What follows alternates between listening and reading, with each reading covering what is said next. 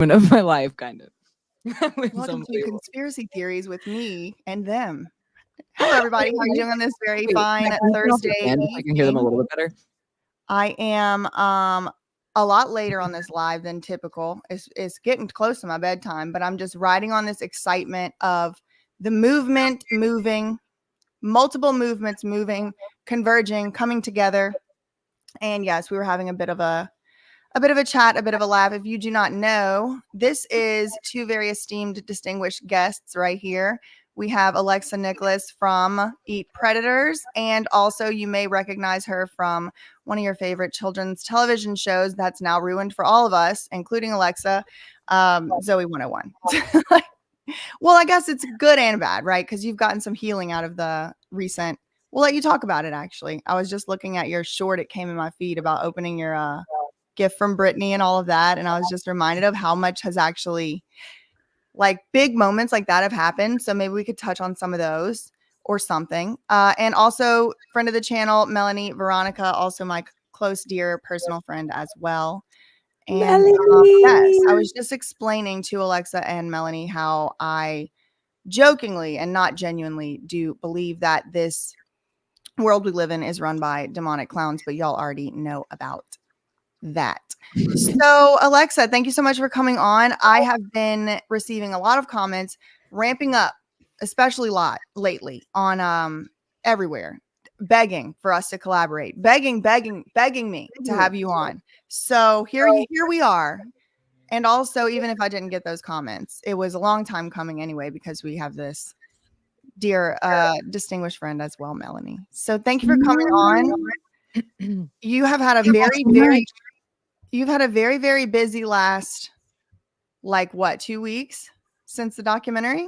Yes, that's like an understatement. Like what I was telling you both earlier was last night, I literally was not aware if I was asleep or I was awake. And my husband said I was asleep and I thought I was awake for an hour, and that wasn't true. And so this has been a very overwhelming, intense. I wasn't prepared. I think that's also it. Like I just totally downplayed the reception of it just because it's been lingering for, almost 20 years for me personally. So to just even have to think about the world's, I don't know, caring in the same way that I do care about it just felt not possible, to be honest with you. And just to see it go up and beyond that, I was not prepared for that whatsoever at all. So do you have any like specific moments that stand out, like sort of like, when you have a big accomplishment and it's like, well, it hasn't hit me? Did you have a like when it hit you moment, or more than one, where it's like, whoa, this is bigger than I expected? Yes. I think when I went live after the protest and I was doing the Dan Schneider reaction live, because I was like, I need to react to this. Like, I want to see this with the community. Because I was kind of scared, to be honest with you. I wasn't sure what he was going to say. And so I got into the studio just not really knowing who was going to end up showing up. And then when I saw that there was like basically almost 6,000 people in there, I was shocked. Because you have to remember, Melanie was there like not that long ago. It was like, 100 people in there, which was something that was that meant the world to me, having 100 people, care about, this cause. Like that was, wow, 100 people. Then to see that's when it kind of hit me. But then again, afterwards, it still went back to like not hitting me. So I've been going through different versions of it, I think, hitting me. It comes in waves. And totally. Melanie, you've had a similar experience, different as well, but similar with Free Britney. Does what Alexa describes, does it kind of sound familiar to you at any moment of the Free Britney movement? Yes. And I, in my hopefulness, kind of predicted that this was going to happen when I first saw Alexa out there protesting. I, watched you, BJ, rise from like just an Instagram account that I'd followed. We'd read documents to, basically, like, let's be honest, the court documents I read now are based on your research. You know what I mean? And what you've done in the Free Britney movement. So for me, Alexa already having a platform, being that child star, and seeing someone like you and Free Britney LA and other people that I had looked up to in the Free Britney movement, and seeing what they were able to accomplish, I knew that Alexa's starting with the platform that she was going, and in my mind, I was like, she's gonna get us justice for Britney. You know what I mean? Like, and I knew that there's obviously revolution to happen, just like in the industry and as a child star and other facets of the industry. But obviously I was like very hyper focused on Britney. So I just like felt that way. And I feel like this documentary, Quiet on Set, it reminds me of like when the Hulu documentary broke, Framing Britney Spears, like for New York Times. Like when that documentary came out, it was like our movement got taken seriously. Like I know we were already taking it seriously. We already had like a niche community online that was like, hundreds of thousands of people. Like it felt like online, like we already had that. But for like the New York Times or like, and in this case, like just like Discovery Max, like HBO, like for them to create a documentary about it, like it validated a lot of what we had been protesting for. So I felt like even leading up to Quiet on Set, I was like, this is going to be her Hulu documentary. So and now we got 16 million views on the Quiet on Set documentary, and that was just American views. It just got released in the UK. So, hopefully this will be even bigger over there. So. Melanie, that's so wild you said that, because Framing Britney was also done by Maxine Productions, which is the same production company that did Quiet on Set. It's the same director and everything. Thank you for saying that. I have been racking my brain. I have done no research on it. I could have literally Googled it, but it's like when you can't think of a word, or like when you can't think of, it's like, oh, I know I heard this Maxine Productions before in my damn life. Oh, I know I heard this before. Oh, thank God. So no wonder Sloan and BJ were in the intro then. Well, I think they did a great job on this one. I really do. I think they did a great job on this one. The Framing Britney one, I remember having a lot more criticism about.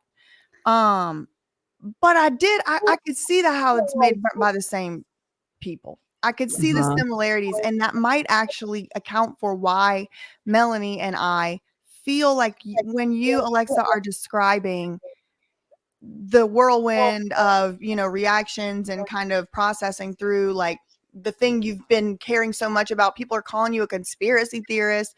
People are telling you to get over it, and people have real problems.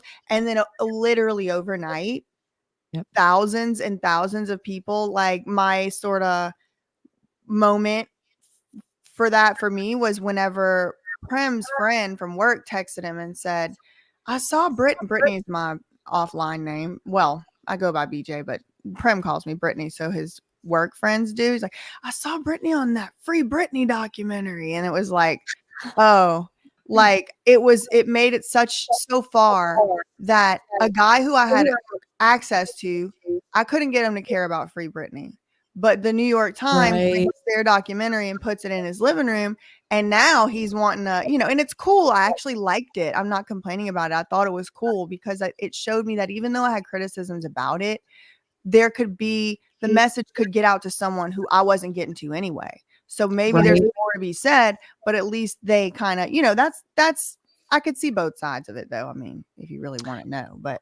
No, that's so true, actually, because that was kind of a little bit how I was feeling the last couple of days, honestly, is having a lot of people be like, oh, I saw Alexa, like, I know she's been talking about this for a long time. And I'm like, I have been talking about this for a long time. And you feel, I don't know how to put it into words, but you feel the journey heavily, and then you see people just catching up like quickly to speed, and you're still you're still feeling everything that you put into that, for so many years, and everyone else is just like right there right now. And so trying to get on that exact same wavelength is I would say part of the processing, is being like, oh wow, you're just getting it right now, where this has been, something that I've been living in alone for almost 20 years. Yes. That Like, is definitely a different perspective than I had. But I think it's important, that we can see the things in common and also make space and stuff for each other's personal And I feel like journeys. that's kind of why the documentaries are different, because like obviously there was so much left out of the Framing Britney documentary that we were actually trying to get a point across, but they kind of needed to like just set the tone. But also they're talking about a survivor, where at least like Quiet on Set, it was survivor led, the interviews, so it made it feel safer also in terms of relating, because like we know Britney didn't like the documentaries, and that they were missing a lot in those, you know what I mean? But just in terms of something hitting mainstream that we had been working on, like that's like the similarity. And obviously I guess I just found out that it's the same production company, which I did not know, so that's wild. I think they did a great job on this one, personally. And there's another episode. I know. I know. I was a little bit shocked about that one though, because I found out about it like basically the day that it was being told to the world. Yeah. That it was happening. I found out about it, and that was, I would be lying if I said I didn't feel like a little bit of a hurt feeling from that, just because I was out in the streets and doing a lot of the emotional labor work to get people to honestly look over here, basically, like look over here for a while. And so when I found out kind of last minute that I wasn't included in the conversation, it was a little bit of it was like, oh man, you just feel like, oh, because I was there from the very beginning. Like I think I was the first person to sign on to the documentary, and before anyone else was signing on. And so it was seem like you inspired the documentary with your Predators. Like, I mean, I'm not just totally, my opinion or, perspective, but, I could understand feeling like, and maybe that's not the case, it could be like, obviously Sloan had been out there, BJ out there making videos for years, even before the protests, but like having someone like you who has firsthand experience talking about it, and then you're their first name attached to it. Like, yeah. And like, in 2019, I came forward about Dan Schneider. And I did an Instagram live about my experience on set and, the toxic work environment. And, like people definitely paid attention. It wasn't like nobody paid attention to it, but mainstream media didn't. It was more just community based, which is just as important, if maybe actually more important, to be quite honest with you. So I felt that support. So then, moving forward, it was like, oh man, like, and then I saw that, I saw Kate Taylor wasn't on it, and Kate Taylor is the one who is really the reason for the documentary, because the documentary is based off of her investigative journalism, her Dan Schneider expose that she did for Business Insider, that she wrote for 6 months. And it's a really funny story, because she actually got drawn into writing that story because she was actually trying to disprove kind of the conspiracy theories around Dan Schneider.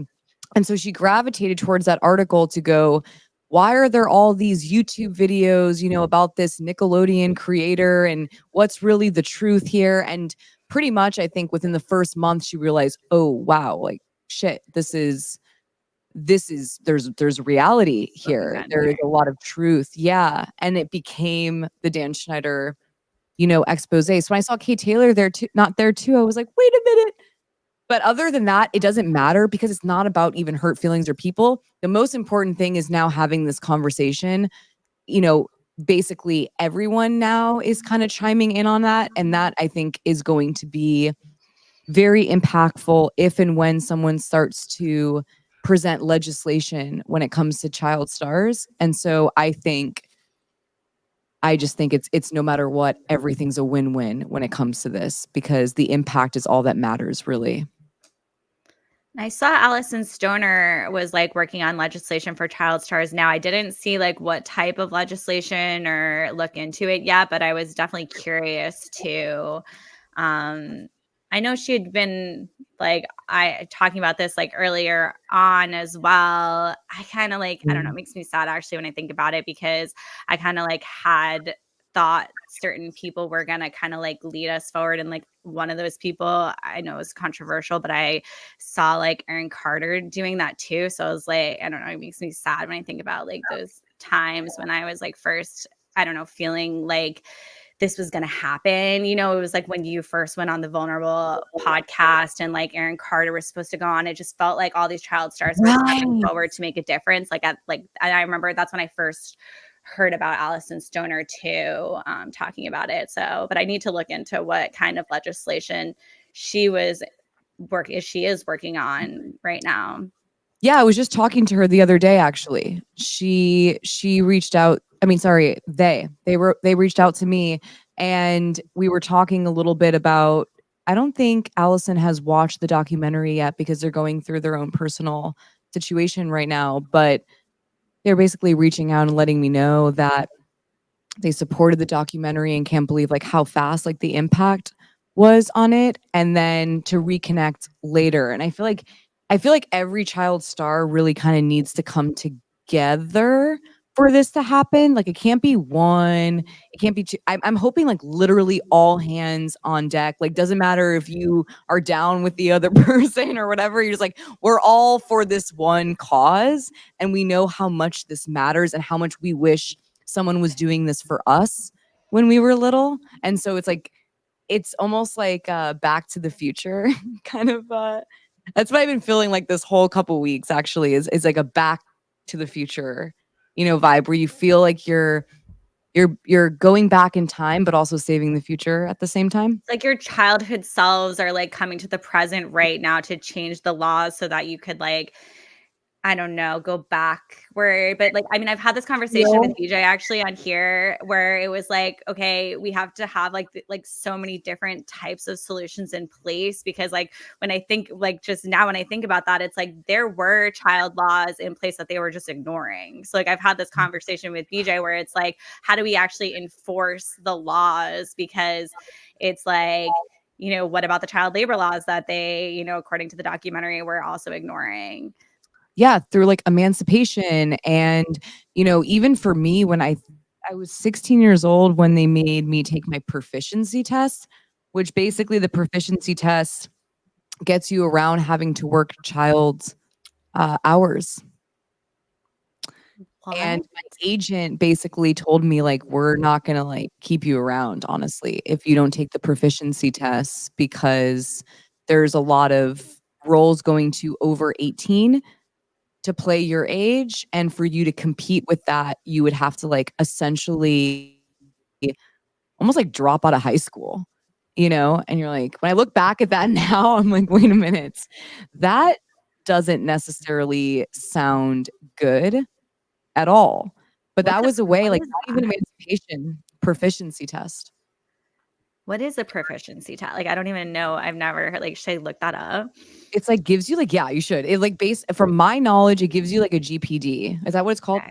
Okay, yeah. It gives you a GPD, like you take a test basically, and it gets you have to no, I think it's a G. I think it's GED. Okay. I'm like, I don't know. I mean, maybe it's something else in a different state. I've heard it called a GED. I don't know. It could be a GPD. I don't know. Y'all don't even have the same time as me. Who even knows in this matrix? Who in the world of demonic clowns? In this upside down demonic clown circus, exactly. Who really knows? But yeah, no. People always talk about emancipation, and they were actually found an other way, because obviously not that many kids were getting emancipated. And so they found this way to have you take this proficiency test that gets you to, I guess, grade 12 IQ level, essentially. Like you have to take a test to get to grade 12, and then they kind of graduate you. Mhm. And then they're able to have you work adult hours. And I was working adult hours. I was working adult hours on like Ghost Whisperer. Do you remember that show, Ghost Whisperer? It was with Jennifer Love Hewitt. Yes. Okay. I love It's like Oh my black gosh. and- Memory Yeah. unlocked. Yeah. I played an anorexic ghost. I have to go back and watch all of your show. But wait, did they remove Zoey 101 now from Paramount? I need Oh, to go look, back and I have watch the all of thing your up. shows. I Like, can Oh, pull wait, it wait. up. They removed Zoey 101? I don't Wait, know. we're Let's about to look it find out. up. Breaking They news. said 10 Nickelodeon shows were removed from Paramount Plus today. And we all know Brian Robbins, the CEO of Paramount Plus, who was the creator of all that, got his promotions throughout, the past, like 10 Wait, years? wait. They just removed Blue's Clues, dude? Blues Clues. Not the one we were expecting. Now I need to know why. What was Here in it is Blue's right Clues here. that we didn't know about? Wait, the list includes. Wait, why would they remove Rugrats? Well, I they're don't know. saying I it's for love money. Rugrat. It makes me think there's things we didn't know about or something. I don't know. No. You want me to tell you what they did? They're removing that because they're giving it to another streaming service that's giving them money to get an exclusive on their content. So Oh, possibly Hulu or Netflix is asking for an exclusive streaming contract. And so when they get rid of those, they're just making money off of getting rid of those on their own okay. platform. So maybe it's not related to Quiet on Set like we think. That's such a bummer. I love that they put that headline and then they were removing Blue's Clues. Yeah, it's an exciting Blue's Clues. I Well, don't know. I Blue's just Clues saw like and the you. headline on like Obscure Nick on Instagram, and I wanted to tell you, but Wait. No, I want to know what the it's not. chat's saying. It's not Blues Clues. It's Blues Clues and You from 2019. or 2019. Wait, what is that? Is that the film version? No, What that's is what I'm Blue? saying. This is a nothing list except Are You Afraid of the Dark? Yeah, except Are You Afraid of the Dark? Who's Right. Ryan? Right. Why do I care about where he's playing, to be honest? Yeah, wait, what? They And just fake Rugrats. newsed us, y'all. They fake newsed us with these Rugrats. Ain't no Rugrats. Oh, shit, no, yes, there is. Rugrats. My Wait, bad. and Rugrats 2021, which I didn't even know that was a thing. What's that? Oh, and I saw that Brian Robbins on his IMDb is currently working on like a reboot of Rugrats. I saw that recently. Right here. That's what they acquired. The Rugrats Revival renewed. is going to look. Here's the two headlines. We just read this one when they fake newsed us. No, they real newsed us. Just kidding. And then this Rugrats Revival renewed for second season at Paramount Plus. This is where it went when I clicked Rugrats 2021. This is so wow. So Brian Robbins can remove Blues Clues and You, but he can't remove an episode where they're exploiting me, for example, at the age of 12, 13. It's not fun. Where it's like where I'm saying the shirt makes me look chesty. And also the Quinn episode. I'm sorry, the Aaron Sanders episode where they put the blow up. I feel so weird saying it because it's a kid. Even saying it grosses me out. But that episode, he removes Blues Clues and You, and not that. I think he guess might 'cause have he's sold it like you repackaging said. it or I'm sure he would have reselling no problem selling that content too. Yeah. True. Yeah, I don't really like Brian Robbins. From what as I keep digging into Brian Robbins, the more I don't like Brian Robbins. I've heard from both of you guys that like there's no like y'all don't believe in coincidences, like you need to research it, and like for him to have that many connections, it's giving sus, like it's giving he knew, like It's giving sus for sure. And Brian Robbins directed Russell Simmons' documentary. Like before the allegations, obviously, against Russell Simmons. And we all know the allegations against Russell Simmons. We know the incredible survivor Drew Dixon, for example. But Brian Robbins was good friends with Russell Simmons. Kind of weird. It's so weird when you really start digging into this stuff and they just tell you everything right out here. Did you know Usher's mother was friends with Elton John when Usher was like 13 and he was going through puberty, was losing his voice. And he had to go to a voice coach. And like the lore on the street is just, he had to go to a voice coach. And that's what ended up sending him to Puffy Flavor Camp, because they were like, you're hitting puberty, your voice isn't good, like we're kicking you out, you can't hit the notes. And he was like, I'll do anything. And they sent him to go live with Puffy Flavor Camp for however long when he's 13, 14. Well, in one interview, somebody accidentally casually slipped up, maybe it was on purpose, and said Janetta Patton, Usher's mom, was friends with Elton John, and Elton John referred them to a vocal coach. Wow. Wait. Yeah. No way. So that was Elton John. Yeah. Usher's mom, when he was 13, because the story is still like he was auditioning at talent shows and he just got discovered by Bobby Brown's bodyguard, who happened to be scouting for little boys at talent shows. And then he auditioned for LA. He auditioned for LA Reid's brother. Then he auditioned for LA Reid, and he sang this real sexual. Well, the song wasn't sexual, but he was like behaving in a sexual way and grinding on the floor and the microphone and all of this stuff. And then he got the part. That's the lore. But then somebody who Usher was in a boy band with when he was younger, his version of the story is Usher's mom worked in the same building. She worked at Blue Cross Blue Shield in Atlanta or something. Worked in the same building as LA Reid's record label, LaFace Records. And the bandmate says it was Janetta Patton, Usher's mom, was running all up and down the building, making friends with the janitors, slipping them demo tapes and stuff of Usher and his little friend and his little band. And that's how Usher got the audition. So it's like up to you what you want to believe. See, this is where it's like Melanie and I late night. We're like texting each other. We're like, why does this person know this person? And what you see this interview, and like, it's like a web sometimes. It is 100% of the times. It's always a web. It always leads back to somebody. It's always leads. All roads lead to Britney. All roads lead to clowns. Like there's certain things that it's like, no matter what. So true. That statement is unreal. That was the truest statement I've ever heard. Am I lagging a little bit, or am I okay? Well, I can't tell. Just I'm just gonna say that you're lagging, so you keep doing the dance. No, it is. It was a little laggy. Okay. I was like, I'm lagging over here, so I wasn't sure. But no, all roads do kind of lead to Britney, because also now looking at the P. Diddy, lawsuit with Robin, those worlds like colliding is well, and they were old worlds, like like the internship Diddy had in Florida early on was at a music company that Lou Taylor worked at. Like, did they remain in contact over the years? Like, now he is a TriStar client. Robin Greenhill's being named in this lawsuit. Like, people are wondering if the reason it's taking so long with because I've been over here like praying for a raid for TriStar, you know what I mean? And then it's like, oh, I kind of like got the dream where it's like they're named, but it's like Diddy's house. It's like this roundabout way. People are like, well, maybe the investigation into TriStar led to, a whole other scandal, a whole other web.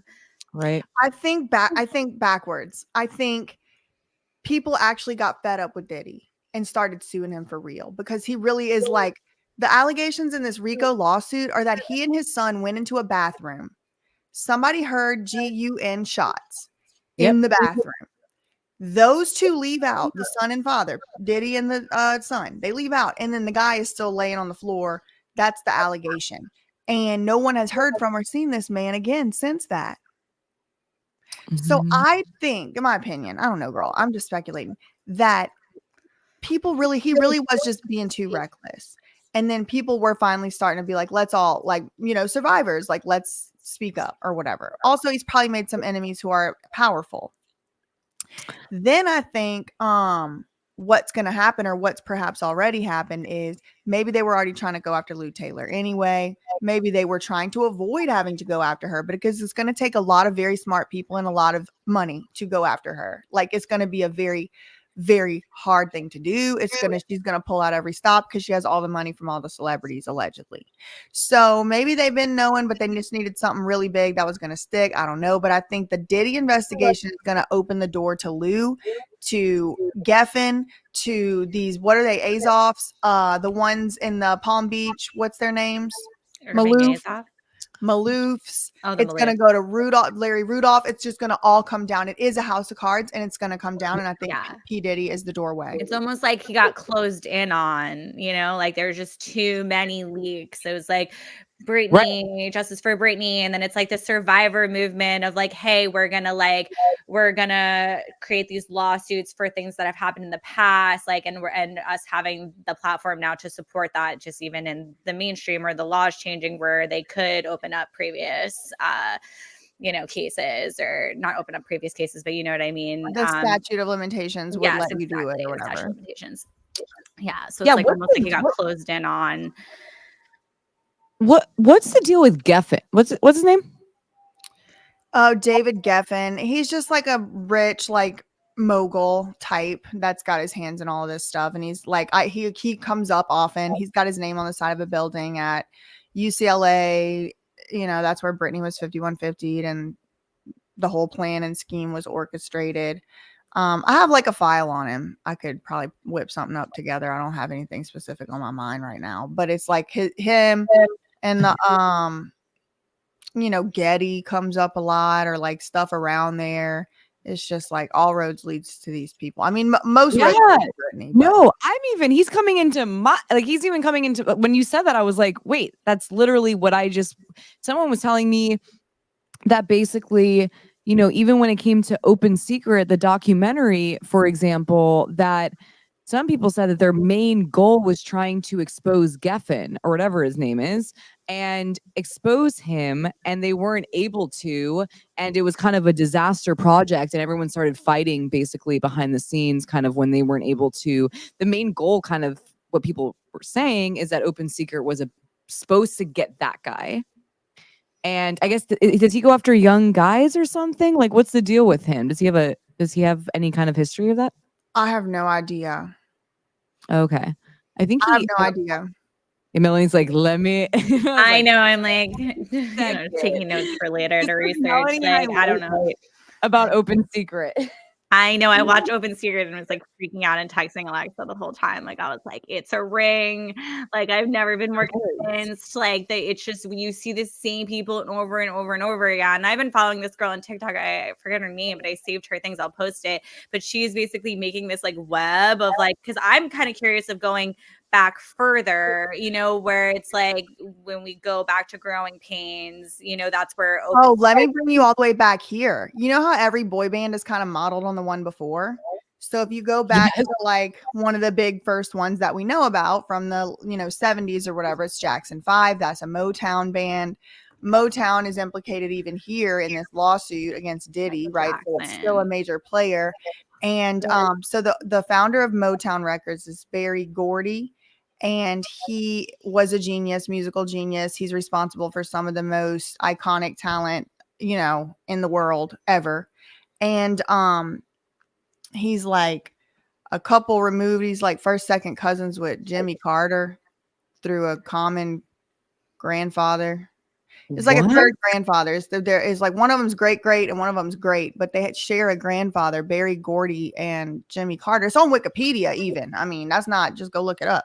It's on Wikipedia. Wow. But yeah, so it's kind of like, well, that's interesting. All these Carters around. I'm gonna look all these Carters around. And that, I mean, that, that what you were saying, Melanie, about Aaron Carter too, is like, just, it's so sad that this conversation, like moving like way back to what we were saying about Quiet on Set earlier, is just, it's so sad that it's taken this long, honestly, to start like really having this conversation. It's kind of like the Free Britney movement as well. I'm not sure how many years was it that you all were protesting or starting to see that something. No way. Was the grandfather? But the other people were in it. There was like 2 years. Like they started really picked up steam in like April 2019. Yeah. And And then when there I were came people into the though. picture, it was July 2020. Right. And I joined around like 2020 as well, but I know it was already like we picked up on what they were pushing in 2019. But I know some of those like activists from 2019, they had been, had Free Britney shirts like when Britney was being put in a conservatorship. Right. So like there were people who had been aware like the entire time, but it didn't really start gaining traction until like 2019 is really when the voicemail got leaked that she was being held against her will. And I think that's when people started protesting. And I think that's the protest Brittany talks about in her book. And then I found out online, which is why I do love social media. I think it's so important what you guys are doing online because, like, that we really people make fun of like activists and like even YouTubers being like, oh, you want likes and views. And it's like, how are we supposed to get the message out there? Right. And then Yes, I also, do. I would say, yes, I do. I want people to yeah, see like that they lied in we're court on document. YouTube. Same. Also, it was like, when did people make fun of like news radio hosts? Like Or the mainstream media or just journalists in general. I do. I made fun of Tiffany from the New York Times the other day, and I make fun of Chloe Maylos because they are shills. Wait, who is this, by the way? Who is this? Who's Tiffany? Tiffany from the New York Times the other day was trying to act like nobody can speculate about the health of the head of state. We were being mean because we had conspiracy theories. Well, maybe they had conspiracy theories because the Palace of England or whatever in the hell put out a fake picture. Well, I have some conspiracy theories now too, and I was minding my business. I wish I could go about my day without caring about these damn so-called royals. But here we are putting fake news out, and the AP was so bad, Alexa, the Associated Press put out a kill notice on the fake picture. And then the New York Times allowed this misinformation expert with two double master's degrees from Columbia, to write a whole article calling people speculating about Kate Middleton's health online trolls.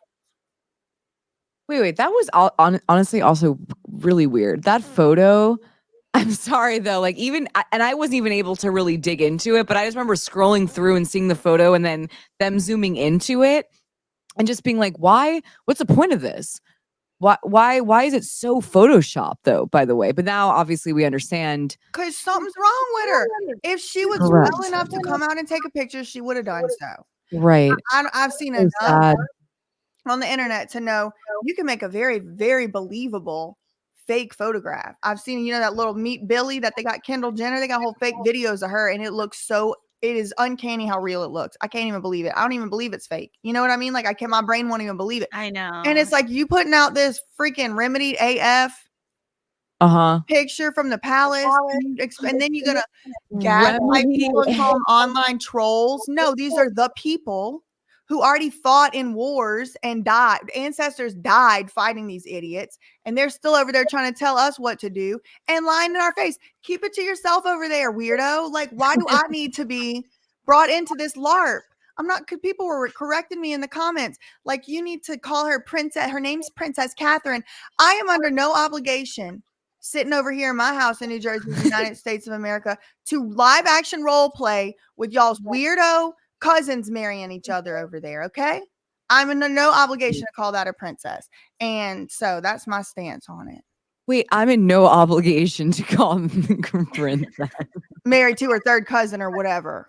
I mean, maybe that could explain some stuff. Let me stop. Oh, but you know what? I mean, the royal family in general is just, like, I don't know. Is there really anything good necessarily to say about the royal family? I personally don't think so. Speaking of predatory behavior, I mean, England, you're like, England. No offense to this, how everything's connected to everything. I was just thinking.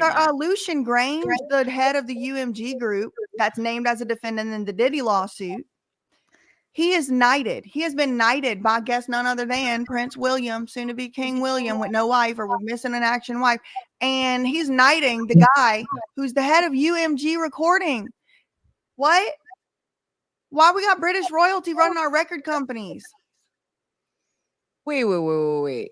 He's running a record company? He is the CEO of UMG Recording. He's the one who's named in the Diddy lawsuit also. That was something also I was seeing when I was scrolling. Something about Prince Harry and P. Diddy. What's that connection? I'm sorry. I'm fine. Like, I feel like it is very connected. I mean, when we talk about, okay, for me, the reason why I'm even like been passionate about this movement is because I was like always an advocate for artists and freedom of expression. And I just feel like art is so controlled, just like the media and the press is controlled. So when we're seeing, you know, why would these like elites be knighting somebody who's, you know, running a music, you know, it does bring up those other like theories and speculations around like, you know, trying to control people through music, through messages in the music, like things. I mean, in my mind, there's obviously a lot of other things it brings up in terms of now them being named in this Diddy lawsuit, but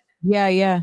And also, you know, the royals connections to like Epstein, you know, like, hello, this is like, it's just the same, you know. What the hell is this photo? I'm sorry. What is this? UMG. Wait, what's his name? Oh, Sir Lucian. This guy. Yeah, you know him. I protested with Tiffany. I mean, Tiffany was having a protest at, and I went there with my megaphone. He has a horrible reputation. A horrible reputation within the music industry. In the lawsuit, it says that he would come to. Now, he has denied this. Okay. He has come out and said it was slander. It's not true. He's never been to Diddy's house. But in the lawsuit, it says he would come to Diddy's house. And it would be always at the evening hours. And he would go into Diddy's room. What? And he would not come out for hours. Is that in the new lawsuit? Like, I need to read these. Are they just online? Like, I need to download and like, I know they're all like 70 pages long. I can probably find it fairly quickly. Let me see. Yeah, because I just like you saying so much has snowballed with like Quiet on Set, like, you know, even like Britney documents, and it's like I need to read these Diddy lawsuits because it's so connected to all. Like you said, the reason all three of us I know in this live right now, it's like our worlds have connected. Because it's all connected. It's all connected.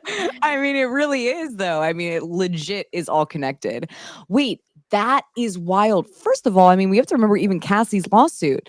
I mean, for those people out there that haven't read the full lawsuit, obviously, if you can stomach it, it's so triggering. But if you read it, I mean, she was calling out Sony. She was calling out everyone who is, I mean, she was accusing them of being complicit in staying in an abusive relationship. And they were telling her that if you didn't go back to P. Diddy, even after he's been, you know, that they won't release her album. I mean, that is... When I read that, I was like, finally, that's getting into a complaint, because that is what they have been doing, by the way. They do that to female artists. They do that all the time. If you're not... It's like, these are the allegations in the lawsuits. Like, they're starting to say, it's like, oh man, according to this lawsuit, the guy, Diddy, promised this producer, Lil Rodney Jones Jr., that he would win a Grammy for Producer of the Year if he would engage in relations with Diddy. Now, this is allegations which Diddy has denied. I found that part of the complaint, and it says here, according to Mr. Jones, whenever Sir Lucian Grange, visited Diddy at his homes, it would be in the evening, and he would disappear for hours in Mr. Combs' bedroom. In the bedroom. Wait, Melanie leaning in though. Melanie goes, I'm gonna get a little bit closer just to reread that. I started out reading court documents with BJ, so I'm like, now I'm like, we got a lot more to read. Oh, what? Yeah. Whoa. That is wild. Wait, as evidence of, okay, I can't read that out loud, obviously, but sorry, I didn't realize it was gonna do that. Okay. There you go. You know, you're fine. These parties sponsored by defendants and as evidence above these parties. I mean, that is I believe this. I do too. And, we have the right to say what we believe. Like, I do believe this because I saw this firsthand with my own, not exactly like this, obviously, but I had my own experience when it came to, Live Nation and having to learn how they orchestrated covering up my CSA and my adult essay, and I saw them do it firsthand. I saw them do it. And I have also evidence of them being a part of it. And so that's what started this, was me realizing what they did to me and realizing, oh, so these record labels, these, music management firms are helping these artists cover up SA. And, essentially they're protecting their assets, and I find it still very interesting. Like, for example, my predator Milos, he got dropped by everyone, but the people that covered up my ABUSC. And they're the ones who still have him on their, artist list. And it's like, oh, why? Because that was, they know that probably releasing him is going to admit to the guilt that I'm claiming is there, and they don't want to admit to that. But also, it's like that was the whole point of them doing all of that. They knew that he, was talking, grooming me when I was 16 years old, and for them to make the most amount of money, because you have to remember in California, it's a 50-50 split. So when you get divorced, and I guess technically I found this out when I was escaping him, was that he made his corporation after we were married. So I was entitled to that 50 in the state of California. And so Red Light, Live Nation had to cut me out, and that was and I wasn't even wanting that 50, but I was entitled to that 50. So they had to make sure to protect not only his assets, but theirs. And it was like Melanie knows the whole story. But that's really what made me realize that these labels, these music management firms, are covering up criminal activity. And now I'm thinking it's worse, because like at first I was like, okay, they're enabling it and they're covering it up to save face. And now I'm starting to think like, okay, take it back to Nickelodeon. They're actually generating content for two audiences, meaning they're profiting from it. Now with Diddy's case, even Robin Greenhill collecting money, you know what I mean? Like it's giving like that they are profiting off of it, and it's part of their like revenue model. Complicit. And that's like worse. It's like they're active predators too. Like, not even being like, okay, they're enabling these things or allowing these jokes to happen. It's like, no, it's with conscious thought, like with the Nickelodeon's case, like that they are, they knew it. We heard it in the writing room. He knew what those words meant, Totally. and shh, don't tell, because, it's a secret, an open secret. And, maybe the reason why Dan Schneider is so like, oh my God, amazing. You've got such high ratings on this television show for kids. Maybe those high ratings came in because they're catering to two different audiences. So it's not just for kids, the ratings soar because there's another audience that they're introducing into kids. And that's, my, speculation. So terrifying what you just said, Melanie. I know, it is scary. Terrifying. Well, that's right. And then it brings me to like the editing room, because everything we're talking about is things that we have been able to gather from what's been published. You know what I mean? We're pulling clips that were published or finding VHSs and watching the commercials. But what was in the editing room? Dan Schneider's walking around backstage with his camera. What don't we know? There's cameras in every room in Diddy's place. Oh, we know. Oh, it's the Epstein of hip hop. They're filming and putting powerful people in rooms with minors to film them and blackmail them. You know what I mean? Like there, that's a revenue model. Like it's, you know, is it part of their Business model? company? You're saying, is it part of their business model? Exactly. You know, and that's what I mean. Like that it seems like it is. Like it seems like it is part of their business model. And you know, we're seeing, okay, they doubled the audience on kids shows by creating content that appeals to a nefarious demographic. But what other content were they, you know, I mean, obviously We're saying like speculation, but what content do we not see? Obviously, we're missing edits. You know, obviously things get, you know, are on the floor of the editing room, you know, and it creeps me out because we've been able to dissect this from what is published.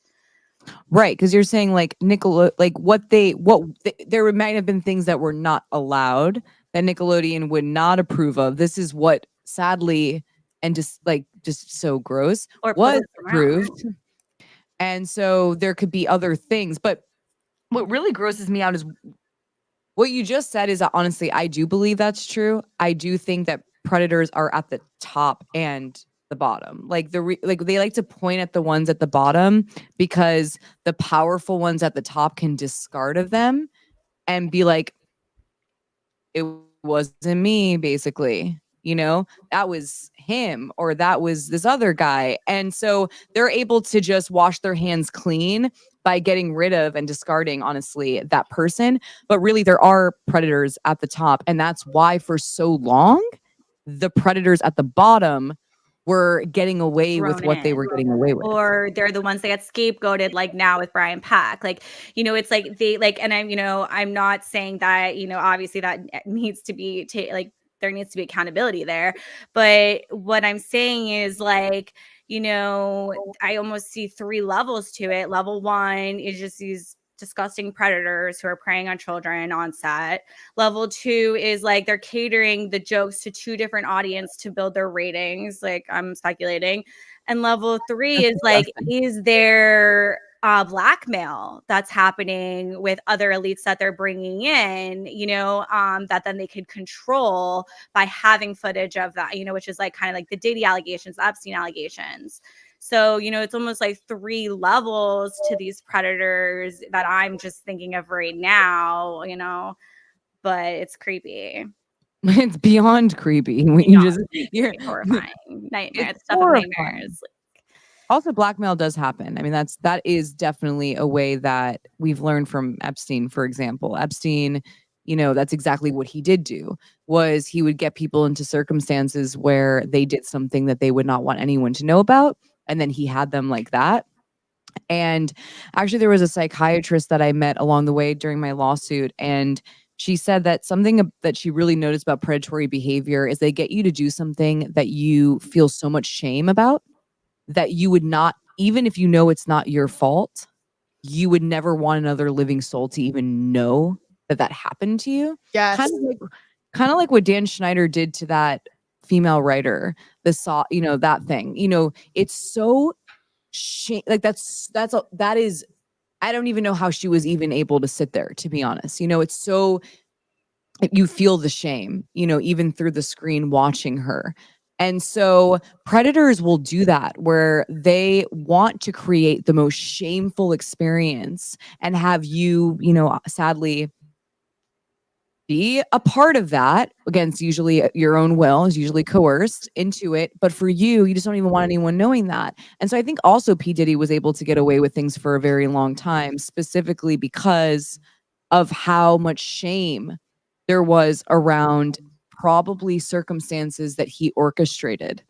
And that, you know, that is definitely a possibility. I would not be surprised, you know, by that per se at all. Yeah, it's like a lot of this that's been coming out about these like Double Dare and the Dare Show, Fear Dare, whatever it was, On Air Dare, and and some of the more like depraved and like nasty skits from the shows, the different shows on Nickelodeon. I've noticed like a lot of it reminds me of the show Jackass, which it is very different because they were at least legal adults and could sign these contracts themselves. But I think they were getting manipulated. They were like 20 years old and like, you know, regular people from regular places. It reminds me of that. And it's like, I bet you a lot of them do have shame, at least about like a skit or two or a stunt or two. And it's like, they can never really say that because it's like, who's going to feel bad for them? Like, Right. you know, that's not even their audience to be sympathetic. That's like not the kind of audience they built. No, that's so true what you said. Because also the Jackass documentary was kind of stolen by, what's his name? Tom Green? Like literally verbatim. The entire show, episode to episode, was legit stolen from Tom Green's show in Canada. And you can literally watch each episode and put them side by side almost. And they're I did literally not know that. That is news to me. After all these years in Free Bam, I'm just learning this. Oh, oh my God. That wait till I know this is past your bedtime, but tomorrow go in and watch like season 1 of Tom Green's show in Canada. What the fuck was it called? The Tom Green Show, I'm pretty sure. The whole thing, the parents skit, literally verbatim, it's the exact same show that he wanted to sue them. He wanted to sue them, and then, you know, I don't even know what happened with that, but that is a very I remember finding that out and being like, what the hell? But Jackass really went to a whole other, I mean, through the seasons, and then there was the film, and it just got depraved. It was always nasty. It was all Viacom too, right? Nickelodeon, MTV. But I don't think it's a coincidence that the Jackass generation grew up on these Nickelodeon shows. True. It's like they're pushing it.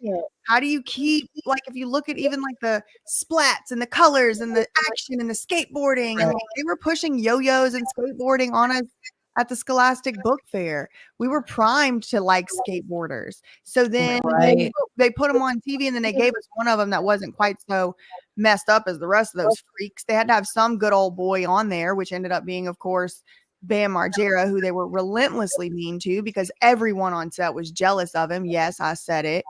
And Steve will admit it today.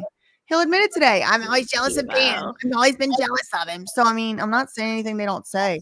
Oh my God. Can we talk about Steve-O for a second? Can we talk about Steve-O for a second? Because I actually want to talk about Steve-O for a second. That tattoo. What? Speaking of clowns. Speaking of clowns. Speaking of creepy clowns and his creepy tattoo. That tattoo is that is the worst tattoo I think I've actually ever seen in my entire life. By far. Like, and then there's a video of him trying to explain to people why he got it. And you're just like, what is it? Why did he get it? What is the explanation? It was like FUCK babies. Like, we didn't want babies, me and my girlfriend. And it's like, FU. Is that really Steve? Oh my God, stop. I'm never with the clowns. I'm never ever talking to clowns. That's Steve-O and his clown out. He's really a clown. He went to Crown College, actually. Wait, stop! No! Wait, quiet. You missed this. He's literally a clown. Wait, pull it back up for a second. Quiet needs to see this. Let me tell you. The clown is a failed clown. He went to college at Barnum and Bailey Ringling Brothers. And usually that's like a filter to go into the circus for them. They need circus workers. He didn't make it. He went to the clown college, tried out for the circus, and did not make it. What? It's true. Wait. We started this conversation with you saying that clowns are really at the bottom of everything. And you're not.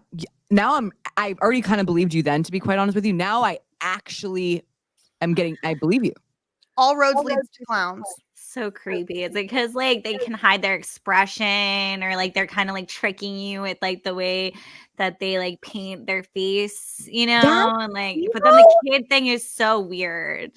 The kid thing is so weird. And I'm sorry, but that explanation, or I'm not sorry, that explanation about why he got that doesn't even make sense for what the image is of his tattoo. Like, no, it's a PEDO tattoo. Yes, it is. Anything else? Yeah. I'm not gonna believe that. I have eyes and they function pretty much. I mean, not far away. And if that was the only reason, you would look at that and be like, no, that's obviously a PDF file tattoo. Like, what? That's not, that doesn't even. Maybe crying. Also, if I remember correctly, it's like edged in my brain that it's the most vile tattoo I've ever seen in my entire. No one does that. I've never seen anyone else do that, but Steve-O. You know what I mean? And this is not like some common. Oh, whoops! You know, like this just happened one night. I've met a lot of. I haven't watched it, but I saw Josh Peck went on this Steve-O podcast too, and then you messaged me. I remember I saw in the thumbnail that Josh Peck was on Steve-O's Wild Ride, and then Alexa, you messaged me being like, telling me what happened with Jeanette McCurdy, that he had said something about her, and then I was like, oh, it makes sense that he was like on Steve-O's podcast just because of like the company that you keep, you know. Where I'm just like. I mean, and then now everything with Drake, I know Drake has been like, oh, like kind of, you know, like calling off people who are, you know, upset with Josh, but. Well, it's not even about, it's like, it's a douche club. And I think a lot of the like dudes, because they're dudes also, by the way, they have like a privilege that, you know, anyone else that's not a white dude will know what it looks like. You know, they have a privilege that when they all get together, it's like they're in a club. Like they just are, and they understand one another in such a specific way that it doesn't stop.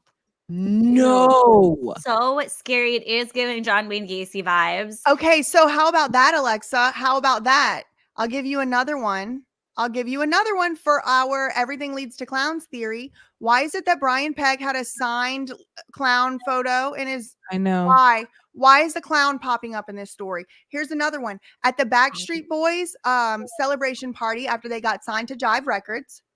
It was held at Johnny Wright and what's her name? Lorianne Wright's residence, if I recall correctly. They had a little celebration, but it was a joint celebration for getting signed. Because remember, they were on the road for like 3 years before they got for sure signed to a label. They were doing all these shows, working like dogs, doing the Walmart parking lot, all that, going to Europe.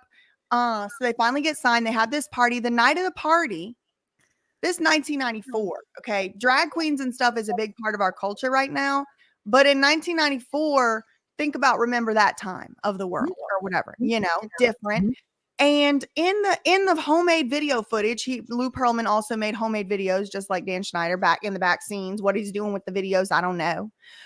But some of them made their way to YouTube. And one of them shows this party. They're drinking, first of all. I don't think a single one of them's over 21, except maybe Kevin.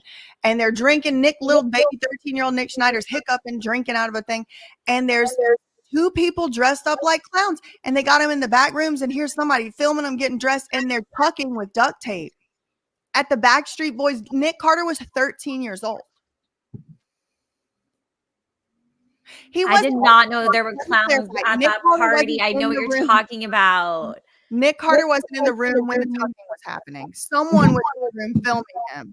And the people that were doing it could perhaps have been certainly most likely over the age of 18, but they were dressed like clowns, like they had these big collars. And then do you remember, Melanie, what Britney, the lady who has Britney's money, the lady who's in charge of like, where's Britney's money? The lady, what's her name? It's not Stacey Smith, the other one. Her actual bio picture of being at the bank, if I can remember her name, I'll Google it. Somebody tell me in the comments. It's a clown. I'm in shock. So I'm processing. She's wearing a clown outfit. Wait, who's wearing a clown outfit? Where's Britney's money when you trace it back? Okay. It's mostly in that SJB trust, right?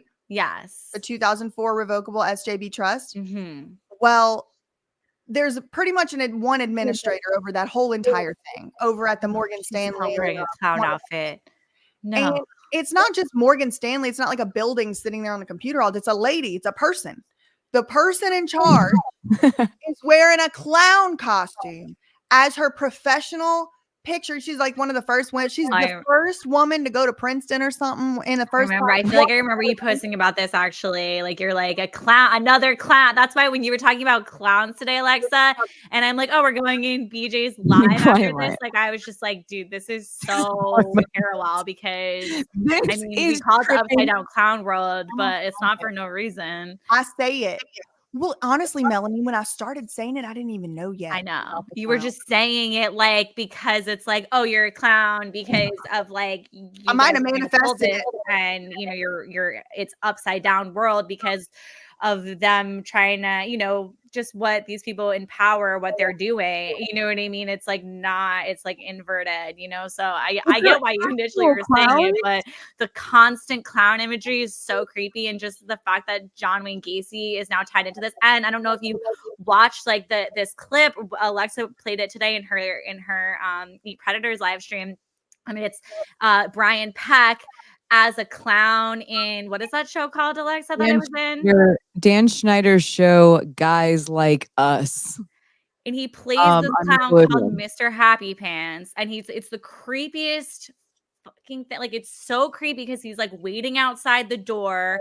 The kids open it up and they're like, oh my God. Cause like, I don't know. Like the premise is they hit the clown money because they like hired the I don't know. But then the clown is just like Clown's following the stalking kids. that. Like, it's so creepy. And it's Brian Peck. And we know who that man really is. And he's pen pals with an actual killer clown. Hello. Yeah. And proudly enough to show the children, the parents that came into the room, and which no you one better thought that was a believe. red flag. Like, also, if we think about it, because I tried to do like the timeline on this, where okay, I think John Wayne Gacy was like executed in 1994, and I think that's when all that started in 1994. So it's That like was the year of the Backstreet Boys pool party. the year of the Backstreet Boys pool party. Wait, It's like it was a some weird pool thing party? happening with clowns. John Wayne Gacy. Yeah, like I don't know. How long was he pen pals with him for? You know what I mean? It was obviously before all that. So weird. Wait, what is this pool party? Can someone just bring me back for a second? So the Backstreet Boys were around a pool. I didn't see on the video them getting in the pool, but all this video footage I'm talking about is from the night they were celebrating. The Backstreet Boys, Lou Pearlman, Johnny Wright, bunch of other adults. They're celebrating the Backstreet Boys signing their record deal finally because they didn't know if they was going to get a deal. Got it. And at the celebration party, there's all kind of festivities. They're sucking helium out of balloons. They're drinking liquor. There's a pool there, but nobody seems to be wearing pool clothes. It's nighttime outside. So in the video, there's no pool. There's no swimming, but there is a pool, and they're all around the pool outside at the party, but they're not in it. No one's in the pool, except maybe one of them jumps in it later or something, like with all their clothes on or something. But they're singing a cappella out here by the pool. There's a big old cake. Like I said, they're drinking at partying. The boys, they're young. Nick is 13 years old and drinking. And Lou Pearlman's there, and they're all there at this party, and it's on YouTube. You can go watch it. And it's just them hanging out. In that video, it's like somebody with the video camera. In that video, there's two of them, not Backstreet Boys, just random people at the party dressing in clown outfits.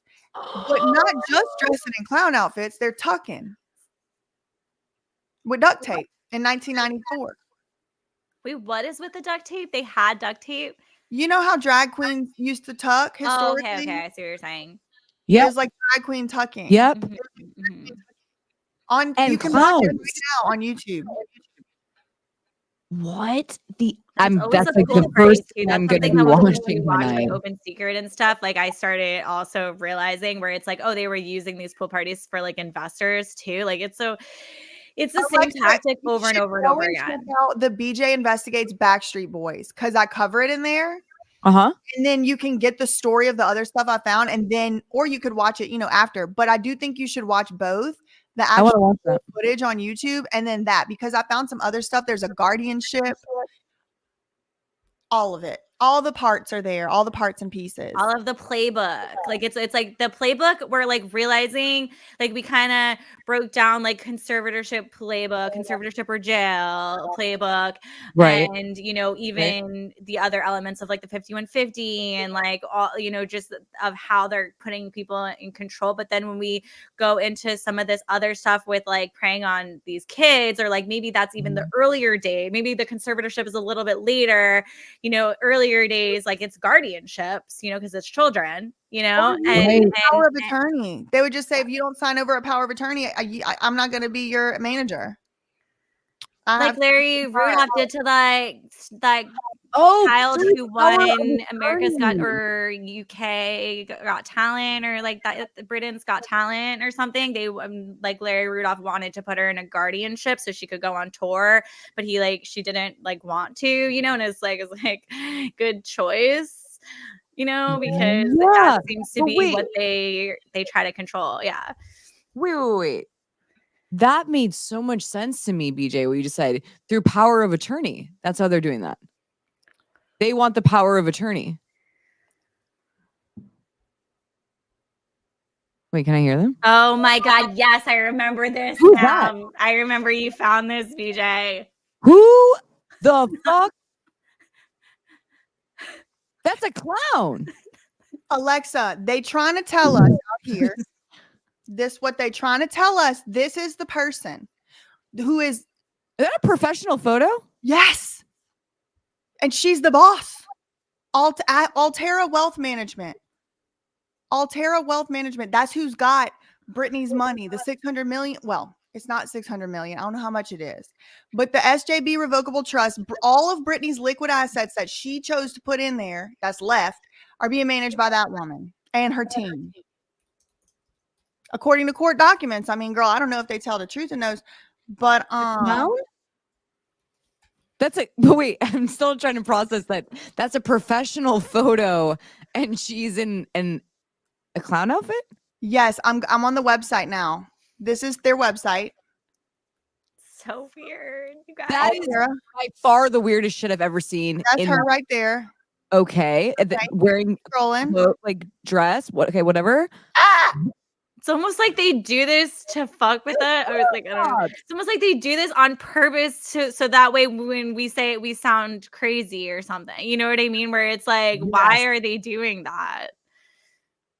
It's all roads leads to clowns. I mean, I'm just minding my business trying to follow Britney's money, and I'm assaulted with this. I mean, seriously. You're like, not another one. Another one. This is like, this is like last night where I'm not sure if I'm awake or I'm asleep. And all I come back to that, I'm like, there's no way that's real. I'm putting it in the chat. Y'all click. Everybody click. No, don't click yet. Click after. Everyone click. Don't click yet. Don't click yet. You're all safe. We You're should not kidding. Soon, but I'm having so much fun, Yeah, bro. I know. I wasn't expecting this. Whoa. Wait, quiet. Are you seeing is that not odd? It looks photoshopped. It does. Look at this blue right here. Yes. It is like Photoshop, something like cut out. Like, why? I'm so confused and I don't like it. I feel like they're like doing that weird, like joking about something in open. Like, right. Well, these two look like they could be twins. Well, it's kind of weird. Everyone just knows something about like the clown lore. It's like, obviously, maybe if you're in the club, you know what I mean? It's obviously to be around children. I mean, I don't know this lady's situation, but when we see it with like Brian Peck, it's obviously like being around children, like. But what's very weird about this is I just came from another live about clowns. I know. And this is like that. I was like, wow, they're all clowns, like Clown House, Happy Pan. Whoa, those are. Love those. Cute. Oh my God, those are so cute. It's what I wear when I'm trying to confuse the clowns. Throw them off your sign. Just.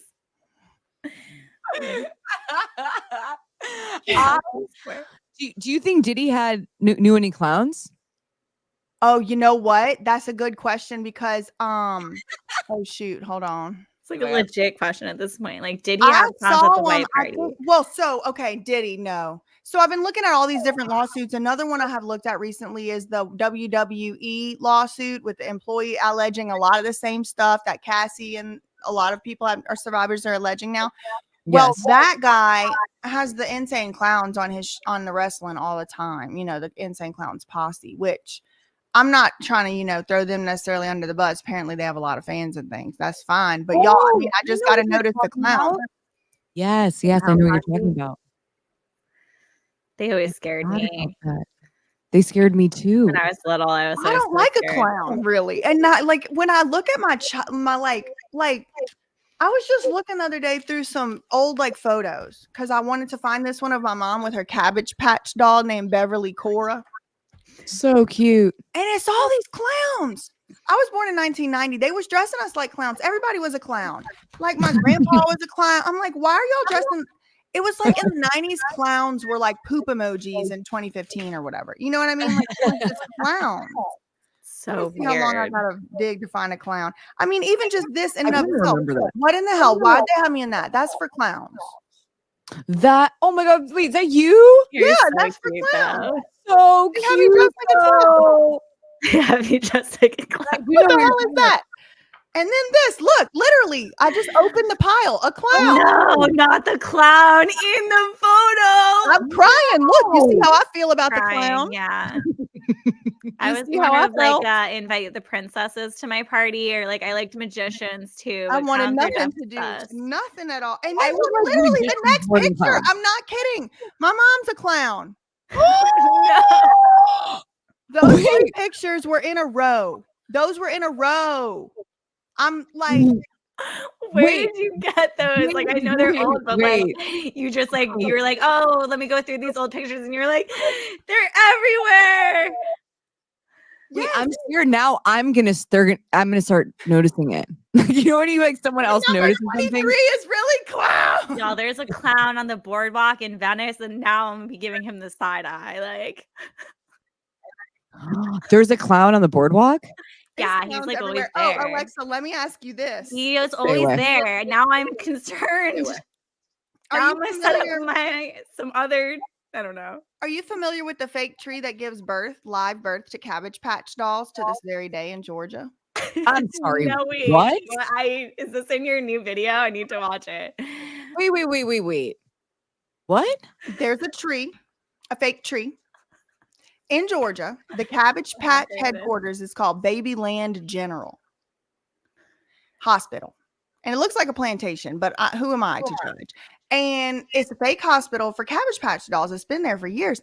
And every day they have this whole ritual ceremony where a fake tree, it's got little bumblebees hanging from the ceiling, and it's got cabbage heads of Cabbage Patch dolls, only the heads, and some of them's eyes move, and the tree will give birth, and like a fake nurse comes out. Let me pull it up.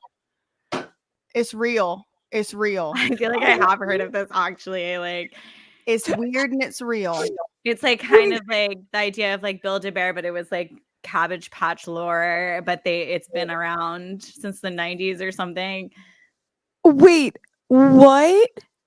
I'm gonna show you. What? Guys see it in the intro. I'm gonna show you in the intro. I'm gonna show it. Where a fake tree gives birth to Cabbage Patch? I used to love my Cabbage Patch doll. Well, I don't When I think was the dolls little. did anything, wrong. Okay, here she goes. I don't think they did anything.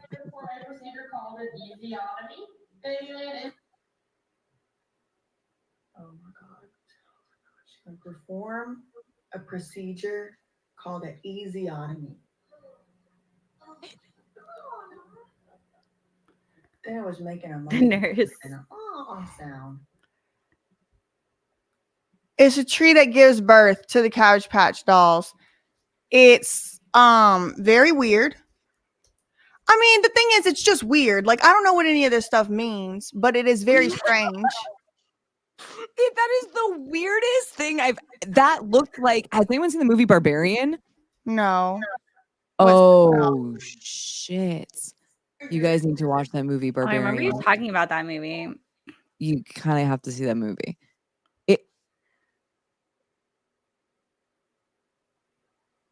Didn't actually check Mother Cabbage. She always. Wait, they're actual cabbages? It's Cabbage Patch doll heads inside cabbage leaves. And she's about to tell you, she's about to check the dilation of the leaves. And look, this is how they get this where the baby comes out. Dilation of the leaves. Yes, they say she got to be 10 leaves dilated. Yes.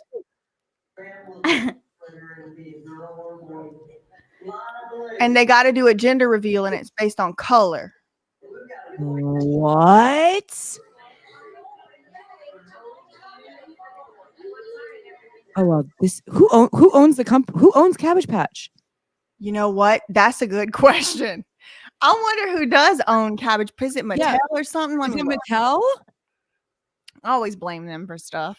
I blame them all the time for shit. Because also the CEO of Mumber, Melanie? Yes. Hasbro owns them. Oh, it's Hasbro. He's on the board. It's Hasbro. Makes A sense. Hasbro. Bro. It's like a boomer bro, basically. Wait, what? You guys. What happened? You guys. P. Diddy. Is that P. Diddy as the Joker, as a clown? Google. Wait, someone who can screen share here. I'll do it. Google P. Diddy, the Joker. No, I'm scared. Oh, don't I'm start me scared on. too. I found the book. Wait, which one is it? Oh Wait, my God. Don't get me on my Not Diddy as the clown. Wait. So this is what I just typed in. P. Diddy Joker. Is it one of these? Is this Wait. him? Wait, is that him? Wait, Diddy says he no longer what? Diddy He got a said legal letter telling him not to wear a Joker Halloween costume again. A legal letter, so he cannot to wear it. last year on Halloween, just last year. He was a Joker last year. Stop. All roads leads to clowns. And let me tell y'all about this Joker lore, because this book right here, The Man Who Laughs by Victor Hugo, very, very thick book. It's about this traveling band of child traders called Comprachicos, and they disfigure. It's fiction. It's fiction. Okay. Historical fiction. But they disfigure children in order to literally sell them. This is ringing bells. And it's the character who plays the movie adaptation of this guy is the visual inspiration for the current day Joker. And I didn't make that up. That's real and it's out there. You know what's so weird about everything leading back to clowns and what you just said is that if we trace back entertainment and the entertainment industry and exploitation, especially for children in the entertainment industry, you're going to land on those traveling circuses that steal children and people or people with disabilities and literally and it's actually like making sense. Like at first I was like, LOL, like clowns. And now when I'm thinking about like the history of the entertainment industry and exploitation in the industry, it would go down. It would go back to clowns. It would go to the traveling circus. And listen to this. It used to be clowns were so highly regarded because court jesters were part of the court. The court is who sits in the table with the king every day. Right. Every day they're with them. They would travel with him. He's part of the court. And so not only would he be responsible for entertainment and entertaining the guests, but he or she would be responsible for keeping the king in check. So they had to be witty, they had to be sharp, they had to be fast, they had to be smart. A lot of them spoke a bunch of languages. They went and learned skills in other countries, acrobats and all kinds of different things. And then they would be in like some of them were just, they really liked what they called in the current in that back in the day, they called them dwarves or dwarves or little people. And so like, the Tyrion what's his name? Targaryen is like based on the some model of the court jester because it was actually highly respected position. And then they would get land, like if they would the king would go out of power or whatever, they would often inherit huge estates. Sometimes they got noble titles. And it's like, okay, wait, this model of like the Roman Empire with the Colosseum and the, people fighting for sport. It's like, wait, elites have been using us as entertainment and sport since like 2,000 years ago that I could trace back. And it's like today we call it a clown, but we were calling it maybe a something else back in the day. But it all does trace right back to jesters, and it's to keep the rich people entertained with something. Oh my God. And then that kind of makes me think about how like if these people are clowns, it's like the rich people, the elites are actually not the ones that are public facing. You know what I mean? So the clowns to us are the actual clowns to them. Because like I was just watching this thing about how like the elites are like using celebrities so that way when the public gets like upset, we go after the celebrities and we attack. We are like, we have our angry mob and we're like, these celebrities celebrities, like they need, we want accountability because, and then the elites kind of get to like get away with it, like the 1%, basically that the celebrities are like the gatekeepers for the 1%, and that they get little tastes of like that type of lifestyle by having these like award shows like the Grammys and the Oscars, but they're not actually even owning those dresses or owning that jewelry. It's all like for them to just like put it on to mimic that lifestyle, so that way we find it first of all like acceptable, or we like idolize it, or we're like normalized in our culture, even though we can't afford that. But it's also just like gatekeeping the actual people who live that way, and it's almost like they're the clowns, like the entertainers, like the people that we think of as elite are actually the clowns, and then the like actual elites, like they're just entertaining. Yeah, like who's running? Who has Britney? Real. It's real. What blows my mind is that is legit. Like you're like, oh, okay, that's a photo. Like that's what you expect on a page like this. That one. And then these two look like the same person mirrored with an eye color change and a Photoshop wig. Like that don't look real. Yeah, what is this here? Are these people real? I mean, listen, I'm going to say yes. They're probably real. They're real, and they Photoshop the backgrounds to all be gray to fit like the website, right? That's why they all look Photoshop, probably. The clown outfit is that's something else. Like that wasn't Photoshop. She was wearing the clown outfit. No, but it is not. Wait, I was reading the comment. I was like, what are people even saying to us right now? People are talking about Discord, and Discord is always dramatic, and I am never opening up a Discord ever again. I hate it. I ain't doing that. Y'all can come right in this chat. Hey, how y'all doing?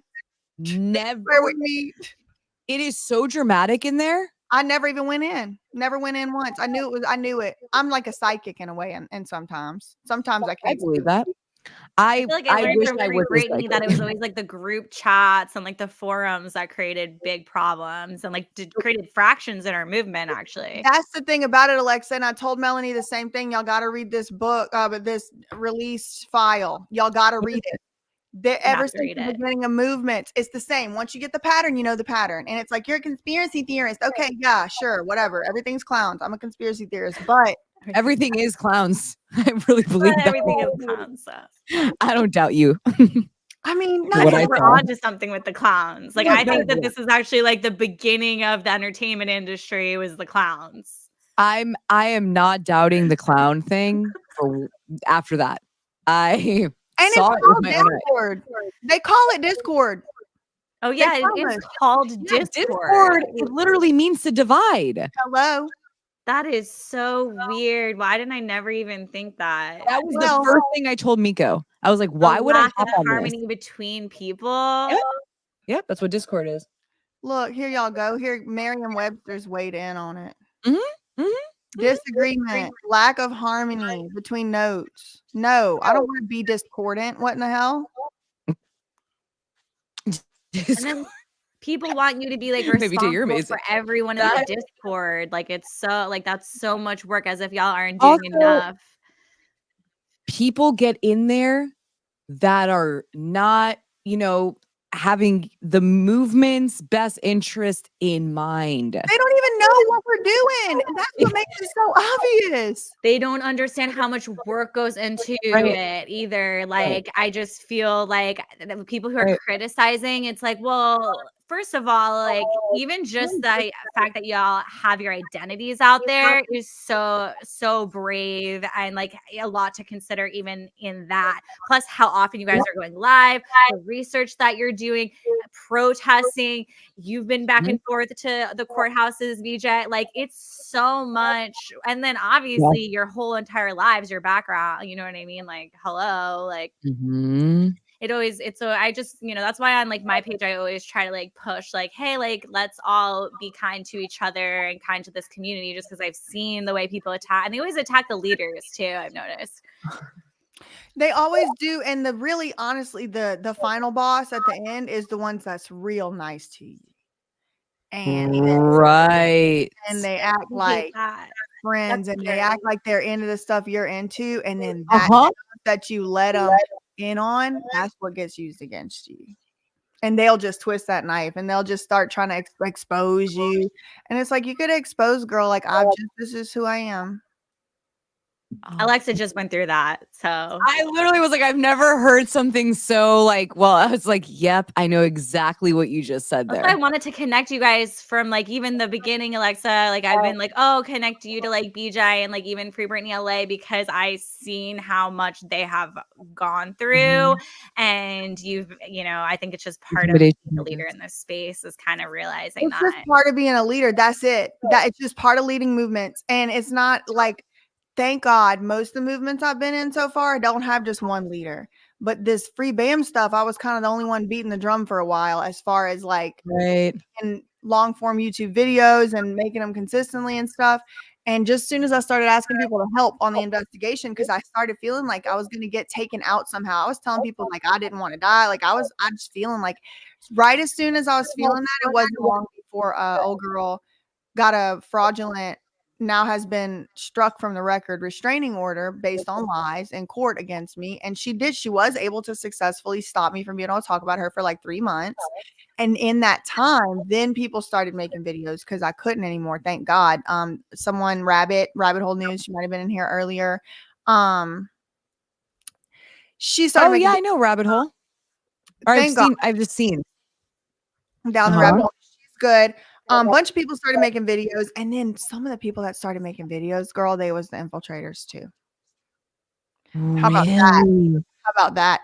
One of them donated money to me, said she was on disability, donated money to me. And I say in all my videos, not all of them, but the ones where I was soliciting funds for my fundraiser, I said, like, I feel awkward and bad to ask people for money. I don't want to ask y'all for money, but unfortunately, if I don't get assistance, I'm not gonna be able to fight this, and this is gonna be like a person bullying me into silence and also like making lie accusations. So people donated money, but I said, even like, if you don't have it, don't feel bad about not donating, and I would prefer if you don't, because I actually think that I'll get taken care of, the universe going to take care of me, whatever. So this girl, after the first lawsuit, I think already had got dismissed or something, she starts donating money to me. And then for no reason at all whatsoever, she demands a refund. It was like $3,000 total she donated to me.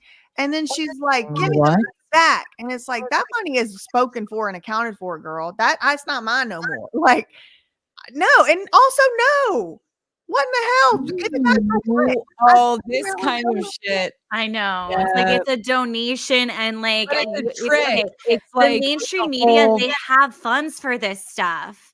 Like if you guys want just the mainstream media and you want headlines that aren't correct, I've seen it myself, like that a lot of these headlines, I'll go to a court hearing and it'll be a completely different thing. In the headlines in the mainstream media, like we need independent journalists, and y'all need legal funds. Like if Lima paid you that money back, like she was ruled to in court, like save it for your next thing. That's what I've said too. The weird thing about it is she claimed that she didn't have that money to spend in the first place because she's on disability and she gets $12,000 a year for disability. And she gave me 3 of it. I reported her ass for disability fraud. She clearly don't need it. Don't give me your disability money, 25% for the whole year. Something you don't need it. That's not right. Wait, that's wild. Gave you disability funds. That's wild. That's what she claims. My conspiracy theory is maybe somebody gave her that money. But what do I know? I wasn't there. Maybe she used the funds. I'm actually going with the good faith that she's telling the truth in her court declaration under penalty of perjury, and that's why I reported her. Wow, that is wild to me, because that sounds like something where someone does something just to. What I've been noticing is like, that's why I stay in a bubble now. I'm like, nope. I'm like, no. Nope.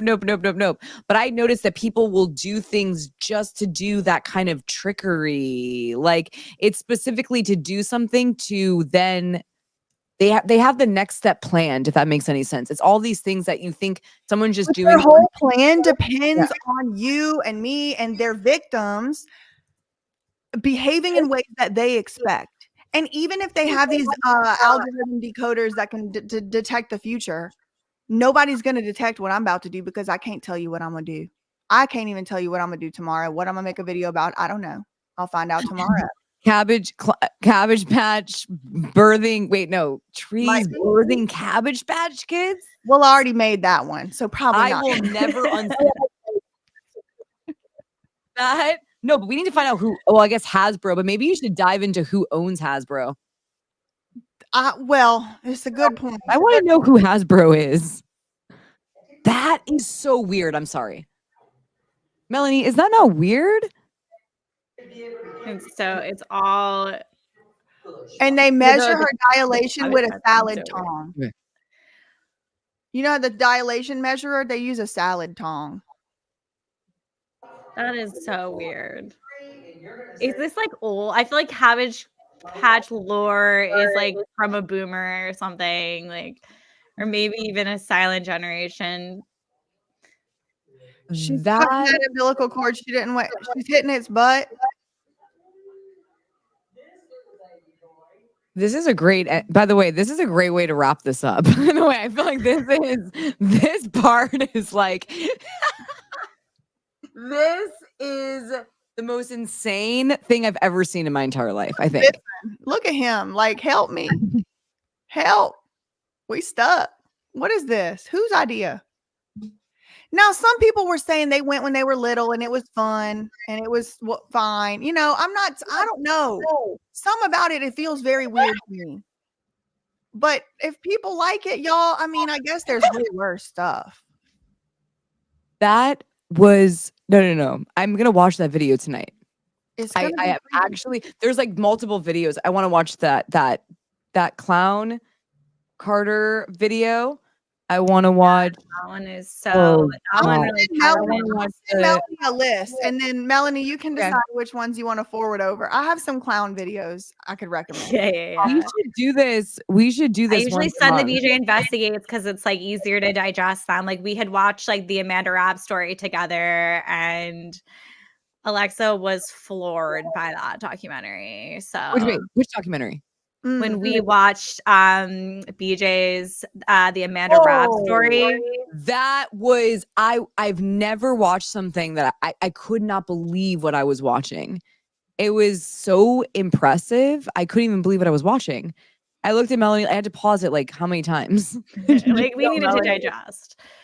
Just to I digest. still can't believe it. I still can't believe it. Really, it's just so like Out betrayed. of this Like world. the fact that you found that, like I was like like explaining to Alexa just like your investigative skills and how we like need to do more of that, but also how that costs money too, investigating and getting all those documents inside. It might lead to nowhere, you know, just buying all the public records, you know what I mean? Like, but that's what it is to like lead an investigation. We were kind of like let us in that conversation after, just in terms of how you've discovered that story.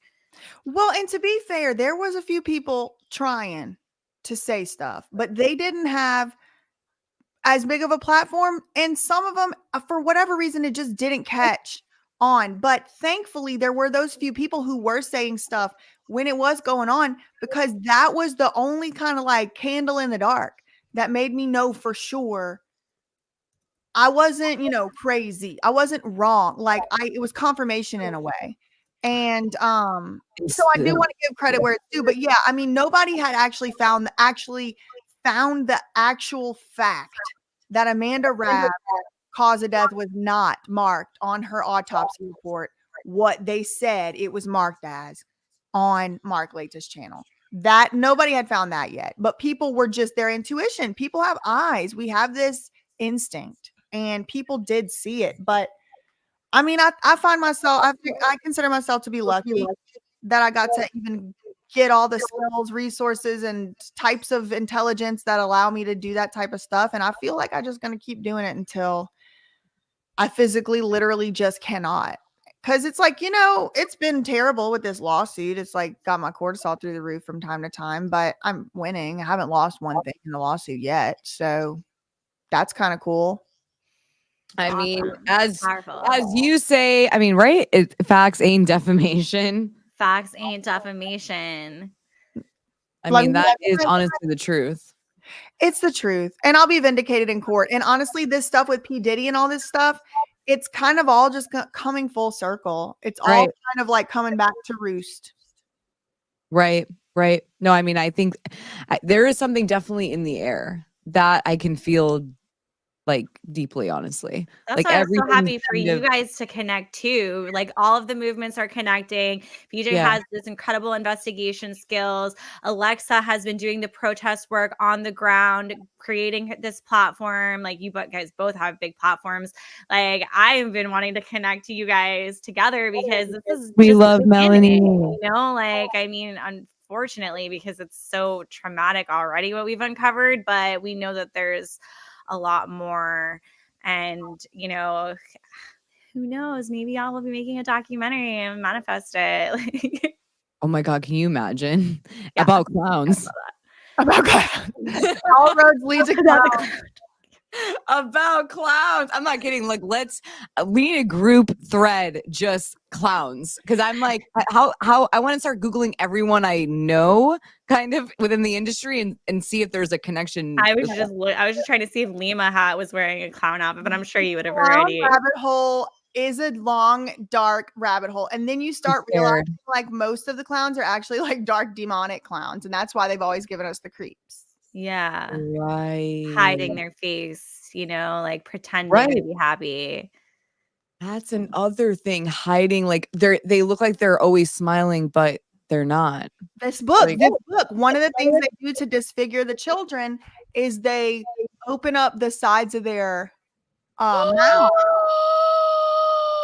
So they were disfiguring the children to bring them on to like the traveling like circuit sort of situation like that, or the Comprachicos were experts in children, so they would do them for a lot of reasons. They would take them, they would buy them off of parents who were down in their luck. And in the story, they had just recently changed a law that made it like illegal to have a one of these children. So even if you are its parent, you could go to jail. And so they were selling them to the choir to be choir boys. What other things were they doing? Just entertainment. Yeah, like disfiguring them to become like in the circus shows that they were charging admission for. It was an enterprise, but it was like different ways of doing. Like some of them would bind the feet, some of them would bind the body in these weird bonsai vases. It's fiction again, just so to remind. I mean, it's not considered to be accurate, historical, but it's like it's like historical fiction because they're talking about the king who was the king at the time, things that right, stuff like that. So it's kind of like you don't really know. I mean, I'm saying it's fiction for the purposes of this, but one of the things they do in the main character of the book, they open his sides of his mouth so that it always looks like he's smiling. Then they made a movie about it, like however long ago. So that's why it's based on the Joker, a black and white silent film, and that, and then now we end up here. It's interesting too. Harley Quinn has the same birthday as me, and also so does Lima. So just trying to connect Lima to the clown theories, like she is the same birthday as Harley Quinn, but wait, so do I. I don't know. Well, she went on Steve-O podcast. That's clown enough. Wait, we have to do this once a month. Just the clown updates. Yeah, just clown updates. Let's once a month we should just do a clown. I mean, honestly, I'm kind of scared that now that I've opened that doorway, I feel like now I'm gonna start noticing. Like, I'm sure if anyone here in the chat, like, put in the Reddit, basically, if you any clown episode when it comes to Dan Schneider. I'm just curious how many clown episodes Dan Schneider has written, honestly. Y'all are gonna fall down the clown rabbit hole. It's just no turning back. Nope, there's no turning back. I'm so glad that we got to connect here.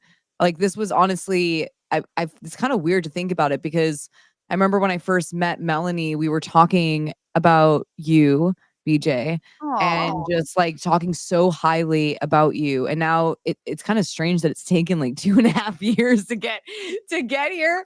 That can't happen again because isn't that weird, Melanie? Like, this was like 2.5 years. I can't believe how much time flies, to be honest. For that is because like I've always felt like you're right there because you're Melanie's friend. So like I feel like if there wasn't a Melanie, then I would have probably like reached out and connected a lot sooner. But it's like, yeah, I mean, I could probably tell Alexa something right now. Like if I really want, like it didn't feel like we had it. True. Right. It feels like we've already been follow connecting. you and I share Right. your stuff and I talk about you. And in my Scientology documentary, actually, you're the first person I saw. That's when I first saw you guys. This happening was she did the Scientology documentary. BJ did, and I was like, okay, they're connecting over the topics right now, so it's just going to be a matter of time. I did not see nobody else protesting yet, and maybe they were, maybe they weren't. I don't know. But you were the reason that it was on my radar about Scientology protests, and then it kind of started bubbling, and I was like, oh God! And then that thing with the Masterson and the this thing and the that thing, and so yeah, I feel like we're like around each other kind of in a way. But like, yeah, people were saying, especially when Quiet on Set came out, they were like, can y'all please collab finally? And I was like, yeah. Like now, enough time has passed. Like enough time has passed, and you guys need to connect. We're all meant to connect. Exactly. Wait, clown collabs. Clown. Call it like clown. Like we got to come up with something. I know we're gonna come up with it. I can feel it already. It's gonna be. Yeah, no, I already feel it too. Melanie's so good at names. I hate to be the something person, out. but I have to pee so badly. No, it's a good time to go. It's a good time to go. Let's all say goodbye. Good night, everyone. I'm like, literally, I was like, wait, I don't know if I can sit here anymore. My bladder hasn't been the same. No, we're gonna log off right now. Okay, all together. Facts ain't defamation. Love you, Mina. Bye. Thank you for